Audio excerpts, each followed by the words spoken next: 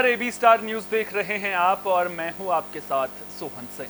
वक्त हो चला है उत्तराखंड की खबरों के खास बुलेटिन हमारी देवभूमि का, जिसमें सबसे पहले बात करेंगे उत्तराखंड में बरसात से हुए नुकसान की। दरअसल उत्तराखंड में इस साल बरसात का सितम देखने को मिला है। बरसात से भारी नुकसान हुआ है, चाहे सड़कों का टूटना हो, भूत खसाव हो या फिर फसलों का नुकसान हो, हर ओर बरसात की मार देखने को मिली है। मुख्यमंत्री खुद स्वीकार कर रहे हैं कि राज्य में बरसात से भारी नुकसान हुआ है, जिसकी भरपाई के लिए विभिन्न विभागों के स्तर से प्रयास किया जा रहा है। फसलों के नुकसान से लेकर सार्वजनिक संपत्तियां हो या फिर सरकारी विभागों या निजी नुकसान, सरकार सभी का आकलन करवा रही है और जिन जिन विभागों का नुकसान हुआ है उनके स्तर पर उनकी भरपाई भी की जा रही है। फसलों के नुकसान पर मुआवजा दिया जा रहा है। सीएम धामी ने जल्द ही व्यवस्थाओं को दुरुस्त करने की बात कही है।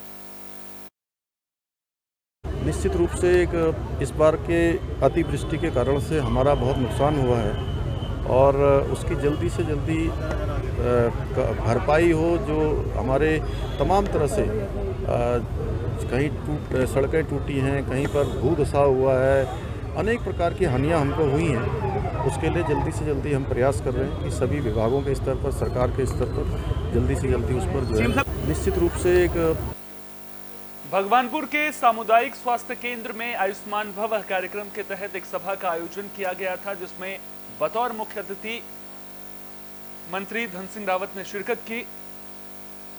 उन्होंने बताया कि सरकार ने 17 सितंबर से 9 नवंबर तक पूरे राज्य में 100% आयुष्मान कार्ड बनाने का लक्ष्य रखा है। जिस गांव में 100% लोगों के आयुष्मान कार्ड बन जाएंगे, उस गांव को आयुष्मान गांव घोषित कर दिया जाएगा। दूसरा टारगेट पूरे राज्य को टीबी मुक्त करना है। जिस गांव में टीबी का कोई मरीज नहीं रहेगा, उस गांव को टीबी मुक्त गांव घोषित किया जाएगा। उन्होंने एसडीएम और भगवानपुर विधायक ममता राकेश से भी हर गांव के जनप्रतिनिधि को बुलाकर एक मीटिंग कर आयुष्मान कार्ड बनवाने के लिए जागरूक करने की अपील की। धन सिंह रावत ने कहा कि 9 नवंबर के बाद फिर कोई आयुष्मान कार्ड नहीं बनेगा, इसलिए सभी इससे पहले आयुष्मान कार्ड बनवा लें।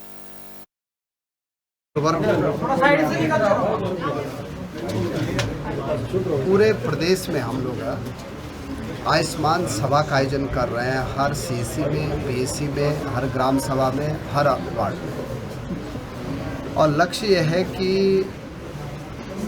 जहां 100% आयुष्मान कार्ड बन जाएंगे, उसको आयुष्मान गांव घोषित किया जाएगा। दूसरा टारगेट यह है कि जिस गांव या कस्बे में 100% लोगों का टीबी का इलाज हो जाएगा, उसको टीबी मुक्त वार्ड और टीबी मुक्त गांव बनाने का टारगेट रखा गया है। अभी तक हमारे राज्य में 61 लाख लोगों ने आवाहिडी बना दी और 53 लाख लोगों ने अभी तक आयुष्मान कार्ड बना दिए। हमारा टारगेट यह है कि 9 नवंबर तक जब राज्य स्थापना दिवस होगा तो 100% लोगों के आयुष्मान कार्ड बन जाए। मैं माननीय स्वास्थ्य मंत्री जी आयुष्मान सभा का करने के लिए आए हैं, जिसमें उन्होंने बताया कि टीबी मुक्त करने का अभियान सरकार चला रही है और आयुष्मान कार्ड के लिए प्रेरित करने के लिए लोगों को जागरूक करने की योजना के बारे में माननीय स्वास्थ्य मंत्री ने बताया। और अभी कुछ समस्याएं भी यहाँ पर है, जैसे मैंने भी अपने चैनल से भी मैं माननीय मंत्री को सरकार को अवगत करा रही हूँ कि भगवानपुर स्वास्थ्य केंद्र, सामुदायिक स्वास्थ्य केंद्र में बहुत सारी कमियाँ हैं। यहाँ पर हाईवे के पास में हमारा सामुदायिक स्वास्थ्य केंद्र है। ब्लड डोनेशन तो करवा रहे हैं, कैंप लगवा रहे हैं, लेकिन यहाँ कोई हमारा रक्तदान केंद्र नहीं है, जहाँ पर आए दिन एक्सीडेंट होते रहते हैं। आप देखते हैं कि आए दिन कोई दिन ऐसा जाता है कि सड़क दुर्घटना यहाँ पर होती रहती है। 5 ब्लैक स्पॉट चिन्हित किए। बुलेटिन में बात बॉडी की भी कर लेते हैं, जहां तिमली के इंटर कॉलेज में कार्यक्रम का आयोजन किया गया था। केंद्रीय संचार ब्यूरो, सूचना एवं प्रसारण मंत्रालय ने सरस्वती विद्या मंदिर इंटर कॉलेज तिमली में मेरी माटी मेरा देश, प्रधानमंत्री विश्वकर्मा योजना और स्वच्छता ही सेवा थीम पर चित्र प्रदर्शनी का आयोजन किया। इसके अलावा संगोष्ठी, प्रश्नोत्तरी, निबंध, चित्रकला, भाषण और सांस्कृतिक प्रतियोगिताओं में भी बच्चों ने हिस्सा लिया। कार्यक्रम का शुभारंभ मुख्य अतिथि स्थानीय विधायक राजकुमार पोरी ने किया। उन्होंने कहा कि ये कार्यक्रम भारत सरकार की ओर से आयोजित किया गया है। भारत सरकार की कल्याणकारी योजनाओं को प्रतियोगिता के जरिए लोगों तक पहुंचाने की कोशिश की जा रही है। प्रदर्शनी लगी है, उसको देख के हमें बहुत खुशी हुई और हम अपने प्रधानाचार्य को शुक्रिया कहना चाहते हैं कि उन्होंने स्कूल में ऐसा कार्य करा है जिसकी वजह से हम अपनी संस्कृति के बारे में और जान सकते हैं। मैं इसलिए चाहती हूँ ताकि जो नेक्स्ट जनरेशन है वो हमारी संस्कृति के बारे में जान सके और उन्हें पता लगे कि पुराने ज़माने क्या क्या हुआ करता था या हमारी क्या लैंग्वेज थी। मैं मतलब चाहती हूँ कि हमारे स्कूल और बड़े उनको यहाँ मतलब यहाँ लोगों करें उनका सम्मान यहाँ करते रहे ताकि वो हमारे स्कूल का और विकास कर सकें। गांधी जयंती का शुभ अवसर है और एक लाल बहादुर शास्त्री जयंती भी है, इसके लिए स्कूल में स्वच्छता अभियान चलाया जा रहा है जिसके लिए सारे प्रोग्राम होंगे। हमारी जो संस्कृति है ये खत्म ना हो, गढ़वाली संस्कृति आगे तक बढ़े। आज बहुत महत्वपूर्ण दिन है। आज हमारे देश के राष्ट्रपिता महात्मा गांधी जी का जन्म दिवस भी और साथ में हमारे देश के द्वितीय प्रधानमंत्री श्रीमान लाल बहादुर शास्त्री जी का भी जन्म दिवस आज मनाया जा रहा है। तो दोनों महत्वपूर्ण हस्तियां भारत के लिए रही है और इस कार्यक्रम को आज जगह जगह जो है सफाई और अन्य कार्यक्रमों के माध्यम से मनाया जा रहा है। इस निमित्त मैं अपने विधानसभा क्षेत्र के अंतर्गत सर्वप्रथम आज कार्यालय में भारतीय जनता पार्टी के कार्यालय में झंडारोहण के बाद महात्मा गांधी जी की मूर्ति स्थल पर सफाई कार्यक्रम में गया और वहां पर सफाई कार्यक्रम के बाद माल्यार्पण का कार्यक्रम हुआ। उसके बाद मैं फिर एक विद्यालय में कार्यक्रम के निमित्त गया हूं। वहां पर भी एक प्राइवेट विद्यालय है, उसमें छात्र संख्या ठीक ठाक है, लेकिन कुछ गरीब बच्चे वहां पर पढ़ते हैं जिनकी समस्या थी कि वो फीस भी जमा नहीं करना उचित नहीं कर पा रहे हैं। उनके लिए मैंने थोड़ा सा अपने माध्यम से कुछ व्यवस्था की है और उनको कहा है कि पढ़ाई रुकनी नहीं चाहिए बच्चों की, चाहे फीस कहीं से भी आए, बच्चे की फीस पढ़ाई नहीं रुकनी चाहिए। तो वहाँ पर गया, ये कार्यक्रम गांधी जयंती का वहाँ पर भी मनाया गया। उसके बाद फिर प्रशासन की तरफ से एक कार्यक्रम रखा गया था स्वच्छता का। तो ये जो भारत का स्वच्छता मिशन कार्यक्रम है ये कल से प्रारंभ हो गया था और सूचना और प्रसारण मंत्रालय भारत सरकार के माध्यम से यहाँ पर कल से ही ये पांडाल तैयार हो गया था। कल स्वच्छता अभियान चलाया गया और आज छात्र छात्राओं के माध्यम से विभिन्न सांस्कृतिक कार्यक्रम और विभिन्न प्रकार की प्रतियोगिताएं आयोजित की जा रही है। आज के इस कार्यक्रम में अपने पौड़ी के विधायक श्रीमान राजकुमार पौरी जी आज मुख्य अतिथि के रूप में हैं। कल तक ये कार्यक्रम चलने वाला है और अभी हमने पूर्व सैनिकों को भी यहाँ पर सम्मानित किया है कि जिन्होंने देश की रक्षा के लिए अपना बहुत सारा समय जो है वो दिया है और जिनकी बदौलत आज हम सब लोग सुरक्षित अपने आप को महसूस करते हैं। तो ये बहुत ही अच्छा संदेश पूरे समाज के अंदर गया है और यहाँ तक कि स्वच्छता का जो ये प्रदर्शनी लगी हुई है सभी छात्र छात्राओं ने भी उसका अवलोकन किया है। अभी माननीय विधायक जी ने भी पूरी प्रदर्शनी का अवलोकन किया है। बहुत अच्छा संदेश इस कार्यक्रम के माध्यम से पूरे समाज के लिए ये जा रहा है। तो ऐसी मेरी अपेक्षा है कि बहुत ही अच्छा। अगले साल लोकसभा चुनाव होने हैं जिसको लेकर सभी पार्टियां तैयारियों में जुटी हुई हैं। बीजेपी भी जमीनी स्तर पर जनाधार को मजबूत करने की कोशिश करती हुई नजर आ रही है। इसी कड़ी में मसूरी में बीजेपी युवा मोर्चा की राष्ट्रीय उपाध्यक्ष नेहा जोशी ने बीजेपी कार्यकर्ताओं के साथ मसूरी की बस्तियों में जनसंपर्क किया और बीजेपी सरकार की केंद्र और राज्य की जन कल्याणकारी योजनाओं के बारे में जानकारी दी। कुल मिलाकर देखा जाए तो लोकसभा चुनाव से पहले बीजेपी एक बार फिर से जमीनी स्तर पर संगठन को और मजबूत करने में जुटी है। इस मौके पर नेहा जोशी ने कहा कि भारतीय जनता पार्टी एकमात्र ऐसी पार्टी है जो हर वक्त जनता के संपर्क में रहती है। योजनाओं की जानकारी लोगों तक इसलिए पहुंचाई जा रही है ताकि ज्यादा से ज्यादा लोग इसका फायदा उठा सकें। भारतीय जनता पार्टी शायद एकमात्र ऐसा संगठन है जहां लगातार हम लोगों के संपर्क में रहते हैं, चुनाव का इंतज़ार नहीं करते।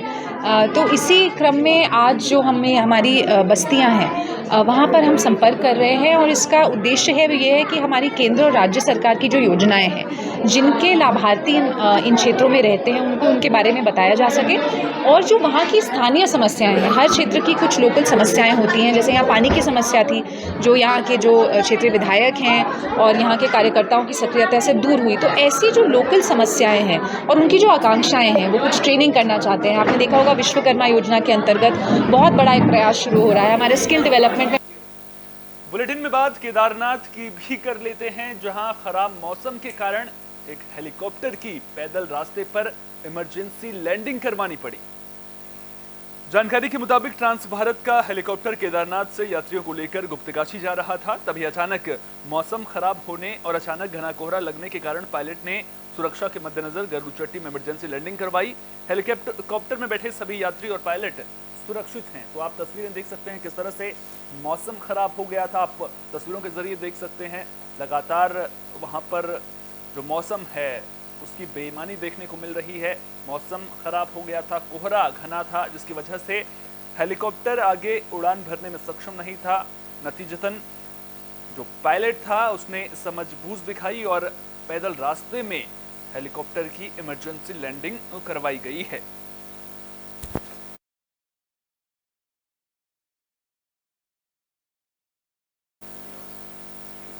हरिद्वार में ARTO कार्यालय में मारपीट का मामला सामने आया है। घटना का वीडियो सोशल मीडिया पर जमकर वायरल हो रहा है।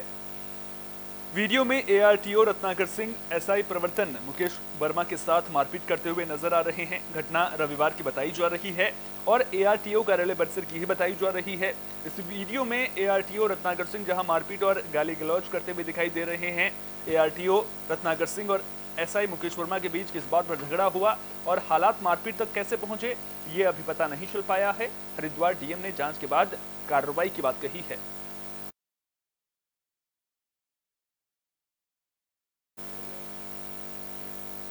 उत्तराखंड राज्य आंदोलनकारियों ने 2 अक्टूबर को काला दिवस मनाया। आपको बता दें कि 2 अक्टूबर 1994 को मुजफ्फरनगर में उत्तराखंड राज्य की मांग को लेकर दिल्ली जा रहे आंदोलनकारियों पर गोली चला दी गई थी, जिसमें कई आंदोलनकारी शहीद हो गए थे और कई महिलाओं के साथ बलात्कार की घटना भी हुई थी। उत्तरकाशी में दोषी पुलिसकर्मियों को सजा दिलाने की मांग को लेकर जिलाधिकारी आवास के बाहर राज्य आंदोलनकारियों ने नारेबाजी की और मुख्यमंत्री को ज्ञापन भी भेजा। आंदोलन अपनी चरम सीमा पे था। जिस समय 1994 की बात है ये, जब हमारा यहाँ से शिष्टमंडल सारा दिल्ली कूच कर रहा था, तो उसी वक्त जो है उस समय तत्कालीन जो सरकार थी उनके द्वारा जो वहाँ पर जो हमारे साथ जो जघन्य अपराध किया गया, हमारी बहू बेटियों की इज्जत लूटी गई, कई लोग हमारे शहीद हुए हैं, उनके उसमें हम आज श्रद्धांजलि दे रहे हैं। खटीमा मसूरी कांड के लोगों को, रामपुर तिराह के लोगों को हम श्रद्धांजलि दे रहे हैं और इसी परिप्रेक्ष्य में हमने आज जो है DM साहब को जो है अपने एक ज्ञापन भी दिया है। राज्य आंदोलनकारी जब उत्तराखंड से अपनी राज्य की मांग को लेकर दिल्ली कूच कर रहे थे, तत्कालीन पुलिस प्रशासन और सरकार द्वारा रायपुर तिराखंड में जो हम लोगों के साथ में किया गया, उसके उपलक्ष्य में हम लोगों ने 2 अक्टूबर को काला दिवस रूप में मनाने का एक निर्णय लिया था और आज भी उस काला दिवस को मनाते आ रहे हैं। और जब तक मुजफ्फरनगर के दोषियों को सज़ा नहीं मिली तब तक राज्य आंदोलनकारी काला दिवस के रूप में मनाते आएंगे और साथ में हमने राज्य आंदोलनकारी शहीद जो हुए हैं उनको भी श्रद्धांजलि अर्पित। बुलेटिन में बाद बॉडी जिला अस्पताल की भी कर लेते हैं, जहां गांधी जयंती के मौके पर OPD में अवकाश था, जिसकी वजह से इमरजेंसी में मरीजों की तादाद बढ़ गई। डॉक्टर अमरीश ने बताया कि जिला चिकित्सालय में गांधी जयंती के कारण अवकाश के चलते OPD बंद थी, जिसकी वजह से मरीज के उपचार का जिम्मा इमरजेंसी वार्ड को संभालना पड़ा। उन्होंने बताया कि बड़ी संख्या में लोग उपचार के लिए चिकित्सालय पहुंचे, लेकिन OPD बंद होने की वजह से उन्हें इमरजेंसी वार्ड में दिखाना पड़ रहा है। डॉक्टर ने बताया कि सबसे ज्यादा मरीज बुखार का इलाज कराने पहुंचे थे।